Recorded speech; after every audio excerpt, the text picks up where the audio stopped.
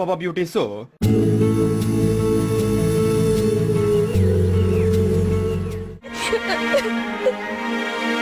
ஷாலினி பதில் சொல்லு, என்னாச்சு? ரவி, நீயே சொல்ல.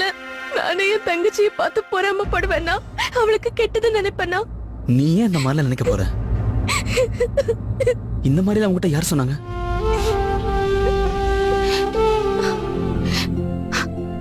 நிஷா தான் என்கிட்ட சொன்னா. நான் அவகிட்ட இருந்து எல்லாத்தையும் பறிச்சுக்கிறேன்னா. அவ சிவாவோட பேசுறது எனக்கு பிடிக்கலையா? அவனை இம்ப்ரெஸ் பண்றதுக்காக வேணும்னு நான் அவகிட்ட சண்டை போட்டேன்னா, ரவி அவன்கிட்ட தப்பா பேசினான். அதனால தானே நான் அவகிட்ட சண்டை போட்டேன். அவனை பத்தி நான் நிஷா கிட்ட கூட வார்ன் பண்ணலான்னு போனேன். ஆனா அவன் இப்படி பேசிட்டான். சரி, நீ அழாத, போதும். ப்ளீஸ் புரிஞ்சுக்கோ. அவ ஏன் ரவி என்ன அந்த அளவுக்கு வெறுக்கிறா? நான் அவ என் தங்கச்சி, நீ எவ்வளவு ஆசையா இருக்க. ஆனா அவ மட்டும் ஏன் ஏதோ ஒரு எதிரி மாதிரியே பாக்குறா. நீ நிறுத்துறியா? முதல்ல அழுகி நிறுத்துன்னு சொன்ன. என்ன? இதுக்கு மேல நீ அழக்கூடாது. ஏன்னா நீ அழும்போது எனக்கு எனக்கு இங்க வலிக்குது ஷாலினி. அது என்ன வலின்னு எனக்கு தெரியாது. ஆனா வலிக்கிறது உண்மை. நிஷா என்ன நினைக்கிறா, என்ன சொல்றான்லாம் எனக்கு தெரியாது.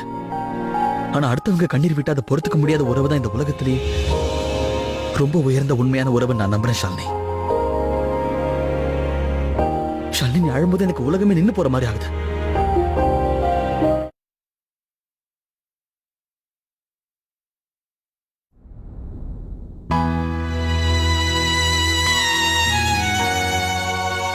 என்னாச்சு பாலா?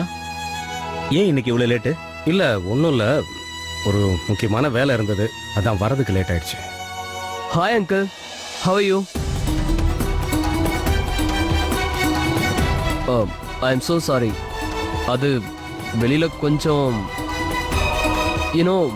சில நேரங்கள் அப்படி பண்ண வேண்டியதாயிடுது. சரி, நீங்க டேட் கூட விளையாடுங்க. My game is done, please.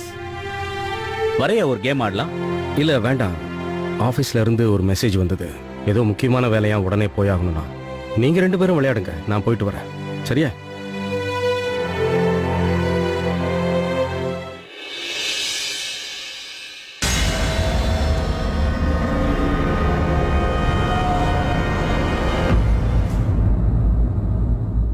நிஷாவுக்கும் இந்த பையனுக்கும் நல்லபடியா கல்யாணம் பண்ணணும்னு நினைச்சேன்.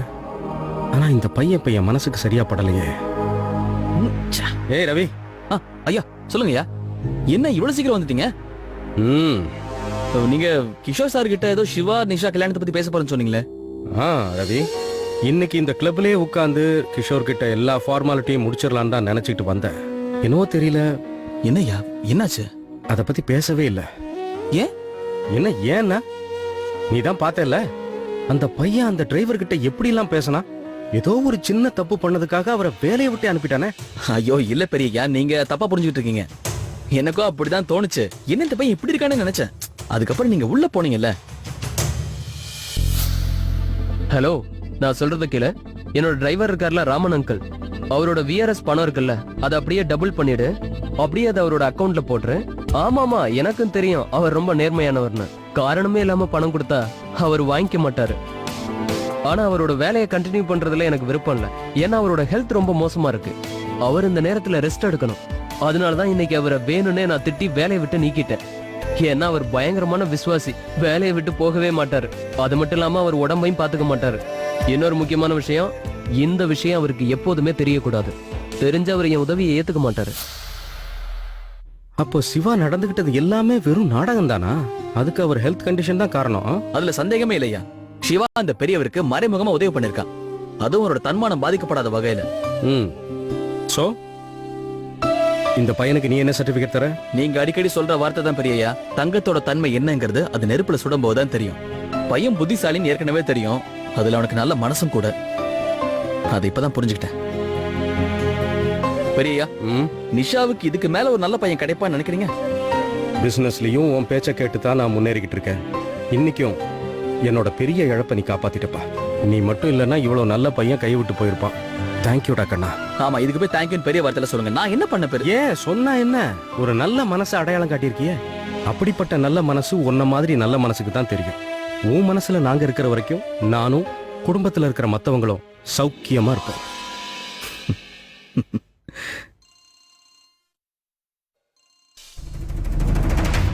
என் ஃப்ரெண்டு தான் ஃபோன் பண்றான்.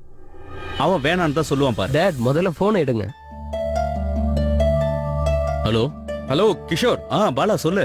சாரி, நான் அங்கிருந்து உடனே கிளம்பி வந்துட்டேன். ஒரு வேலை பண்ணலாமா? உங்க வீட்ல எல்லாரும் கிளம்பி என் வீட்டுக்கு வாங்கலாம். சாயங்காலம் உட்கார்ந்து பேசலாம். நிஷாவுக்கும் சிவாவுக்கும் சம்மந்தம் பேசி முடிச்சிடலாம். நிஷாவுக்கும் சிவாவை பிடிச்சிருக்கு, எனக்கும் பிடிச்சிருக்கு. ஓகே, சாயந்தரமா பார்க்கலாம். சரி, பாய். ஏய், என் ஃப்ரெண்டு பாலாவுக்கு உன்னை பிடிச்சு போச்சு. ஆனா எப்படிடா இதெல்லாம்? நீங்க தெரிஞ்சே தோத்து போவீங்க டேட். ஒண்ணு உங்க சன்னை சந்தோஷப்படுத்த, இல்ல பாலாங்கில சந்தோஷப்படுத்த. ஆனா டேட், நான் என்னைக்குமே தோக்க மாட்டேன். பந்தாவுக்கும் சரி, மத்தவங்களை சந்தோஷப்படுத்தவும் சரி. ஆனா இன்னைக்கு நீ என்ன சந்தோஷப்படுத்திருக்க, நான் ரொம்ப பெருமைப்படுறேன்டா. எப்ப போனோம் உங்க வீட்டுக்கு? இன்னைக்கு சாயந்தரம் தான். இன்னைக்கே சீர் கூட கொடுத்துடலாம்னு எனக்கு தோணுது. முதல்ல இன்னைக்கு சாயந்தரம் போவோம் டேட். போனதுக்கு அப்புறம் தான் சீர் கொடுப்போமா இல்ல அதிர்ச்சியை கொடுப்போமான்னு தெரியும். என்ன சொல்ற? டேட், மூளையால தான் அந்த உலகமே செயல்படுது. நம்ம மூளையை நாம எப்பவும் செயல்படுத்திக்கிட்டே இருக்கணும். உன் மூளையில என்ன ஓடுதுன்னு சொல்ற?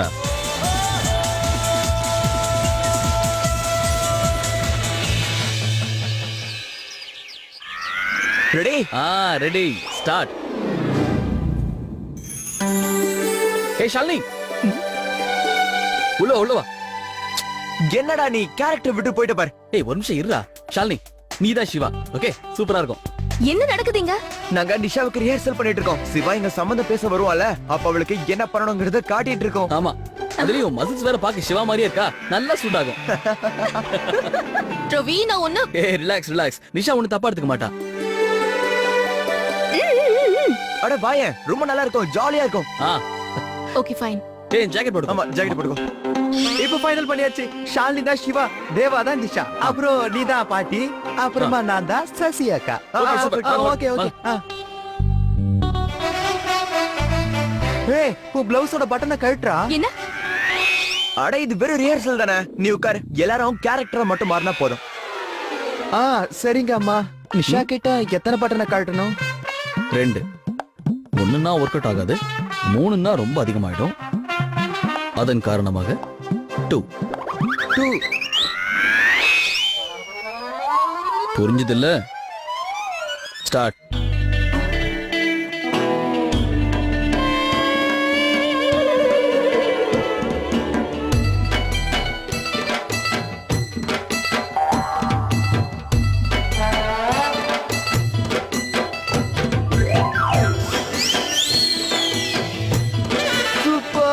சூப்பர். இது சூப்பரா இருக்கு. சிவாவோட அப்பா அம்மா முன்னாடி காபி தெரியும், ஆனா சிவாவோட கண்ணுக்கு. ஏய் போதும், நிறுத்துங்கடா. எதுக்கு சும்மா கீக்கின்னு சிரிக்கிறீங்க? ஏய் சிடுமூஞ்சி, சொல்றது கவனி. பாட்டிமா, சிடுமூஞ்சி கிடையாது, சிவா. அதான் சொல்ல வந்தேன். இங்க பாருப்பா சிவா, நீ வேணா தங்கமா இருக்கலாம், ஆனா எங்க பொண்ணு நிஷா சொக்க தங்கம். அவளுக்கு இப்போ நாங்க ஹேண்ட்ஸமா, அழகா, லவ்விங், கேரிங் இந்த அம்சங்களோட மாப்பிள்ளை தேடிட்டு இருக்கோம். உங்களுக்கு புரிஞ்சிருக்கும். அப்போ இவளுக்கு ஹேண்ட்ஸம், லவ்விங், கேரிங் ஹஸ்பண்ட் தேவைப்படுதா? சரி சொல்லு, நீ லைஃப்ல என்னெல்லாம் பண்ணிருக்க? நீ கூலா இருக்க. லுக், எனக்கு என்ன மாதிரி பொண்ணுதான் வேணும். Long drives, late night parties, டிஸ்கோஸ் and all. You see, இதெல்லாம் பண்ணிருக்கியா? அண்ட் உன் கல்யாணத்தை பத்தி உனக்கு எக்ஸ்பெக்டேஷன்ஸ் என்ன? நீ பில்லர்ஸ் கூட இருப்பியா இல்ல ஹஸ்பண்ட் கூட இருப்பியா? பிசினஸ் பிளானிங்கா இல்ல ஃபேமிலி பிளானிங்கா? ஒரு நிமிஷம். நீ பேசுறது எப்படி தெரியுமா இருக்கு? உனக்குன்னு மாப்பிள்ளைய தேடுற மாதிரி இருக்கு. கேரக்டர் விட்டு வெளில போனா எப்படி? ஓ ப்ளீஸ், எனக்கு அதெல்லாம் ஒண்ணு தேவைப்படாது. எனக்கு அரேஞ்ச் மேரேஜ் இல்ல, லவ் மேரேஜ் தான் ஆகும். அப்படியா? சரி நீ சொல்லு, நீ எந்த மாதிரி பையனை எதிர்பார்க்கற? என்ன நல்லா அவன் புரிஞ்சுக்கணும். உலகத்திலேயே என்ன மட்டும் தான் அதிகமா நேசிக்கணும். நீ யாரை கல்யாணம் பண்ணிக்குவ? ஷாலினி. ஷாலினி, கேரக்டர் விட்டு அனாவசியமா எதுக்கு வெளியே போற நீ? நான் யார கல்யாணம் பண்ணிட்டாலும் அந்த பொண்ணை முதல்ல பெரிய யாக்க பிடிக்கணும். அதான் அவ யாருன்னு கேக்குறேன். சன்னி. யார் சன்னி? சன்னி லியோன் யாரா? டிவிடியை பார்த்து கண்ணு வழியா என் மனசுக்குள்ள வந்தவன் அந்த மனசுல இருந்து நேரா என் பெட்ரூம்க்கே வர போறான். அந்த பொண்ணை கட்டிட்டா எனக்கு எவ்வளவு மிச்சம் தெரியுமா? டிவிடியே வாங்க தேவையில்ல. அப்ப எங்க செலவுலாம் என்ன பண்றது? செலவா? அவள அண்ணின்னு கூப்பிடணும்ல. Seriously, you guys are disgusting. Problem Sunny கிட்ட இல்ல, உங்க மனசுல தான் இருக்கு. ஏய், உங்களுக்குலாம் காதலுக்கு அர்த்தமே தெரியல. தேவையில்லாம இந்த டிராமாவெல்லாம் கொஞ்சம் நிறுத்துறீங்களா? என்ன guys இது? நீங்க இருக்கீங்களே, நான் போய் ட்ரெஸ் சேஞ்ச் பண்ண போறேன். டேய் நிஷ், நம்ம ரவிக்கு எப்பவுமே சன்னில என்ன தானே பிடிக்கும். ஆனா பிரதீப்க்கு சன்னி டியோல தான் பிடிக்கும். உன்னை விட மாட்டேன். என்ன பண்ணுவ? புடி புடி. ஏய் வா.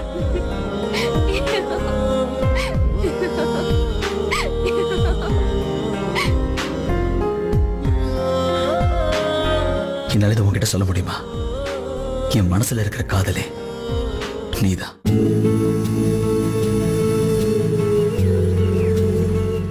மாமா மேல தயவு செஞ்சு கோவப்படாதீங்க.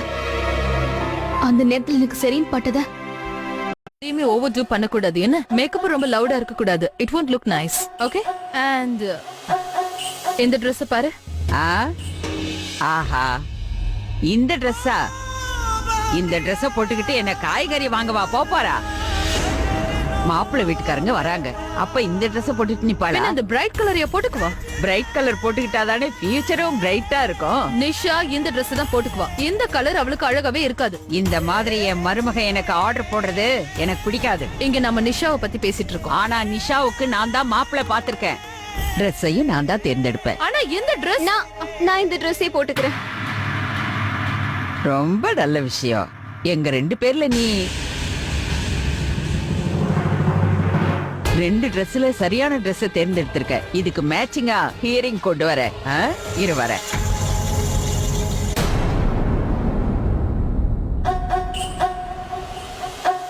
நிஷா என்ன இது உன் சாய்ஸ்க்கு என்னாச்சு? நீ ஒரு கிளிப்ப செலக்ட் பண்ணனும்னா கூட நீ என்கிட்ட தான வந்து கேப்ப. இப்ப பாட்டி கிட்ட போய் கேக்குற. அவங்களுக்கு ஸ்டைல பத்தி ஃபேஷனை பத்தி என்ன தெரியும்னு நினைக்கிற? இன்னைக்கு உனக்கு ரொம்ப முக்கியமான நாள்.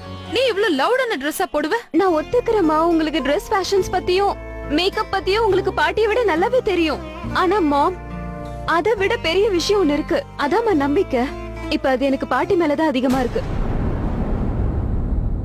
மாம், நீங்க இப்ப ரெண்டு பொண்ணுங்களுக்கு நடுவுல மாட்டிட்டு இருக்கீங்க. ஆனா பாட்டி பாட்டி என்ன பத்தி மட்டும்தான் யோசிக்கிறாங்க, என் சந்தோஷத்தை தான் விரும்புறாங்க. கல்யாணத்தன்னைக்கு உங்க ஆசீர்வாதத்துக்காக நான் நிச்சயம் வருவேன். ஆனா இன்னைக்கு வேண்டாமா. இன்னைக்கு பாட்டிக்கு நான் தான் முதல்ல, எனக்கு பாட்டி தான் முதல்ல. ஐம் சாரி மாம்.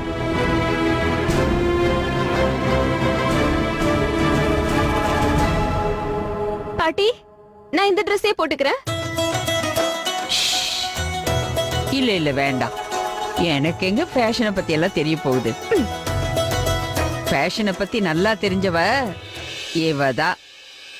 இவங்கள என்ன சொல்லுவ? Fashion designer. ஹாய். ஹலோ. நான் தான் வர சொன்ன உனக்காக. இவ உனக்கு அலங்காரம் பண்ணுவா. என்ன போ போய் அலங்காரம் பண்ணிக்க. போலாம். Okay. Come. Ya, let's go. அம்மா, பாத்தீங்கல்ல? இதுக்கு பேர் தாம்மா நம்பிக்கை.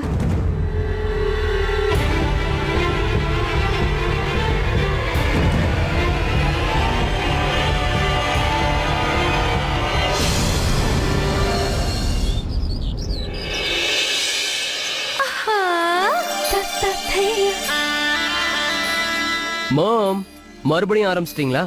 என்னப்பா நான் புது புடவை கட்டியிருக்கேன். ஒரு செல்ஃபியாவது எடுக்க வேண்டாமா? ஒண்ணா? இது வரைக்கும் நீங்க 10 எடுத்துட்டீங்க தெரியுமா? வாவ்,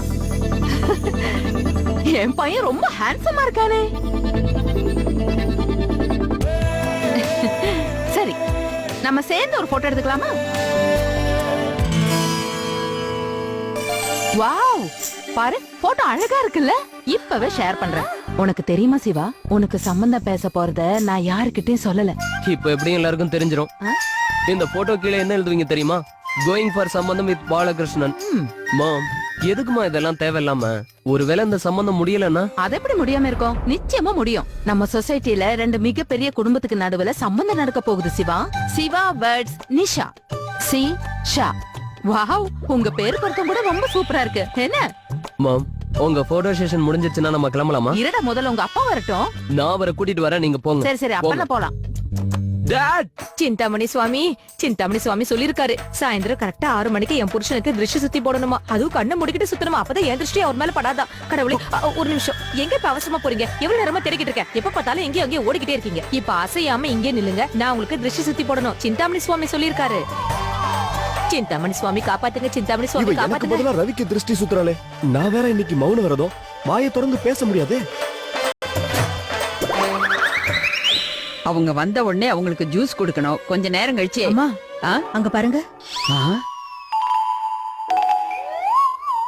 ஏய், உனக்கு மூளைதான் இல்லைன்னு நினைச்சேன், இப்ப கண்ணு கூட தெரியாம போயிடுச்சா? வேலைக்காரனுக்கு போய் திருஷ்டி சுத்தி போடுற? நீங்க என்ன பண்ற? எதுக்கு என்ன கேக்குறீங்க? நீங்க தான் நீங்க நிக்கணும்னு சொன்னீங்க. அதுல எப்போ யாருக்கு சுத்தணுமோ அவனுக்கு தான் திருஷ்டி சுத்தணும். இவனே ஒரு திருஷ்டி பூசணிக்கா, ஈவில் ஐ. நான் எங்க இருக்கணும் அங்க யாருக்கும் திருஷ்டியே படாது. வா. சென்ன மாதிரி இங்க நின்னுக்கிட்டு என்ன பண்றீங்க? நான் எங்கதான் இருக்கேன்னு ஒரு வார்த்தை சொல்ல மாட்டீங்களா? எவ்வளவு நேரமா கத்திக்கிட்டு இருக்கேன், இப்ப கூட ஒரு வார்த்தை சொல்ல மாட்டீங்களா? இப்ப என்ன வாயில கொழுக்கட்டைய வச்சிருக்கீங்க? வாயை திறந்து சொல்லி தொலைங்க. ஐயோ, நான் இன்னைக்கு மௌனம் வரதா இருக்கேன்.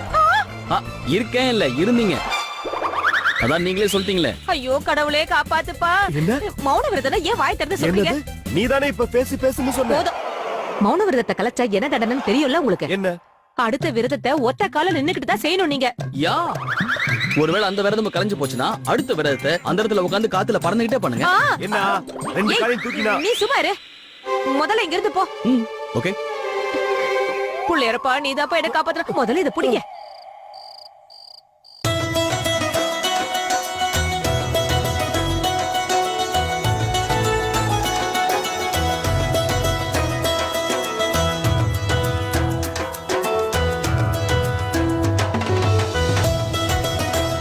ஒரு வகையில நீங்க எனக்கு உதவிதான் செஞ்சிருக்கீங்க. நீங்க என்ன அவமானப்படுத்தும் போது நிஷா இவ்ளோ அழகா இருப்பானா, எனக்கு உங்ககிட்ட எந்த ப்ராப்ளமும் இல்ல.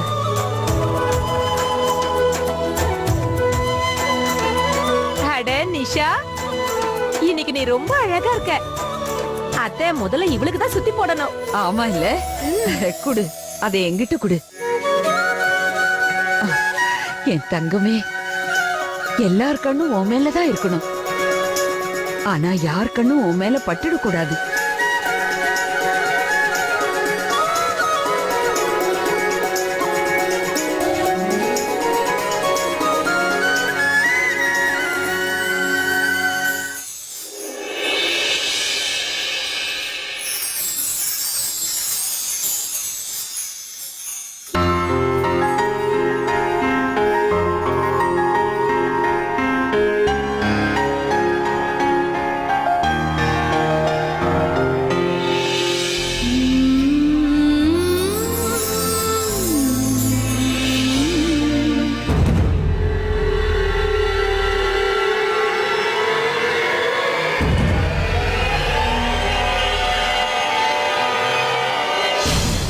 இன்னைக்கு நீ ரொம்ப அழகா இருக்க நிஷா.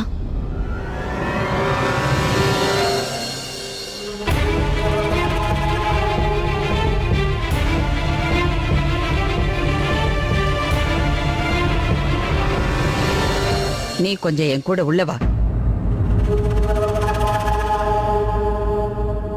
வாடி செல்லம், வா வா.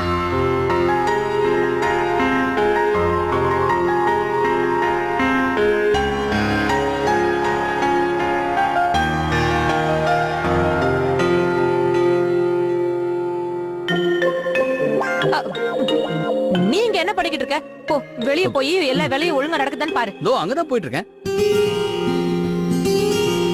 நிஷா நிஜமாவே ரொம்ப அழகா இருக்கு. ஆனா இந்த வீட்ல சில பேர்ல இருக்காங்க, அவங்களுக்கு ட்ரெஸ்ஸிங் சென்ஸ் தெரியாது, மேக்கப் சென்ஸ் தெரியாது, சும்மா பேருக்கு தான் அவங்க பொண்ணு. 10 அடி தூரத்துல இருந்து பார்த்தோன்னு வை காஞ்சனாதான், கிட்ட வந்து பார்த்தா அன்னைக்கு தூக்கம் ஓகையா. ரவி, நீ இப்ப எங்கிட்ட அடி வாங்க போற பாரு. அடியெல்லாம் அப்புறம் வந்து வாங்கிக்கிறேன் ஷாலினி, பொறுமையா இரு, எனக்கு வேலை இருக்குல்ல.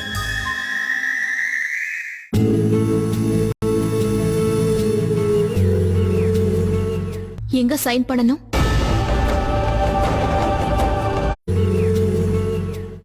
பத்மாவதி, மாப்பிள்ளை வீட்டுக்காரங்க இப்ப வந்துருவாங்க.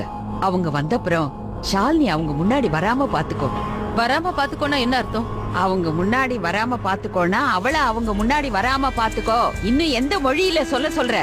ஷாலினி அவங்க முன்னாடி வந்தானா மாப்பிள்ளை வீட்டுக்காரங்க அவகிட்ட தேவையில்லாத கேள்வி எல்லாம் கேட்பாங்க. உங்க அப்பா யாரு, எந்த ஊரு, அது இதுன்னு. அதான் பதிலே இல்லைன்னு தெரியும்ல. அப்புறம் அந்த கேள்விக்கு நாம ஏன் இடம் கொடுக்கணும்? அத்தை, உங்களுக்கு எத்தனை முறை நான் ஞாபகப்படுத்தணும்? ஷாலினியும் இந்த வீட்டு பொண்ணுதான். அவ நிஷாவோட அக்கா, மறந்துடாதீங்க. ஆனா ஒரே அப்பாவுக்கு பிறந்தவ கிடையாதுல்ல. அவ என் பிள்ளைக்கு பிறந்த பொண்ணு கிடையாது, அவ்வளவுதான். முதல்ல அதை நீ புரிஞ்சுக்க. இத பாரு பத்மாவதி, ஷாலினி மேல உனக்கு பாசம் அதிகம். அதை என்னாலையும் நல்லா புரிஞ்சுக்க முடியுது. ஏன்னா அவளுக்கு அப்பா இல்ல. ஆனா நிஷாவும் உன் பொண்ணு தானே. ஒருவேளை இன்னைக்கு ஷாலினியால நிஷாவுக்கு வர சம்பந்தம் நின்னு போச்சுன்னா நாளைக்கு அவ உன்னதானே சொல்லுவா. இதுக்கு மேல நீயே யோசிச்சுக்க. நீ பெத்த பொண்ணு உன் மேல பழி போடுறத நீ விரும்புறியா, இல்ல உன் பொண்ணுக்கு நல்லபடியா கல்யாணம் ஆகணும்னு விரும்புறியா? ஆனா அத்தை, போதும், டைம் இஸ் ஓவர். ஷாலினி அங்க வரக்கூடாதுன்னா வரக்கூடாதுதான். அத்தை, வயசுல நீங்க ரொம்ப பெரியவங்க. ஆனா உங்க எண்ணங்கள் ரொம்ப கீழ்த்தனமா இருக்கு. நீ கூட தான் இவ்வளவு நீளமா வளர்ந்திருக்க. அதை விட உன் வாய் நீளமா இருக்க. ஓ, மாப்பிள்ளை வீட்டுக்காரங்க வருவாங்க. நீ தானே அவங்கள வரவேற்கணும். போய் பாரு.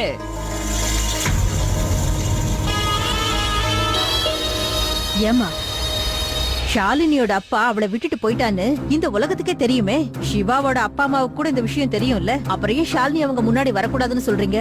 நீதான் மரமண்டையாச்சே. அதனாலதான் நீ மந்திரையா இருக்க, நான் கைகையா இருக்கேன். நீ ஷாலினியையும் நிஷாவையும் பக்கத்துல பாத்திருக்கியா? பாத்திருக்கேனே, அதுக்கு என்ன? உனக்கு புரியவே இல்லையா? அந்த ஷாலினி நிஷாவை விட எவ்வளவு அழகா இருக்கா தெரியுமா? அதனாலதான் நான் சொல்றேன், ஷாலினி இவ்வளவு அழகா அவங்க முன்னாடி வந்து நின்னா அப்புறம் சிவாவும் அவங்க அம்மா அப்பாவும் அவங்களோட முடிவை மாத்திப்பாங்க. அதனால சிவ பூஜை நடக்கிற இடத்துல கரடி மாதிரி வரக்கூடாதுன்னு சொல்றீங்க. அதேதான்.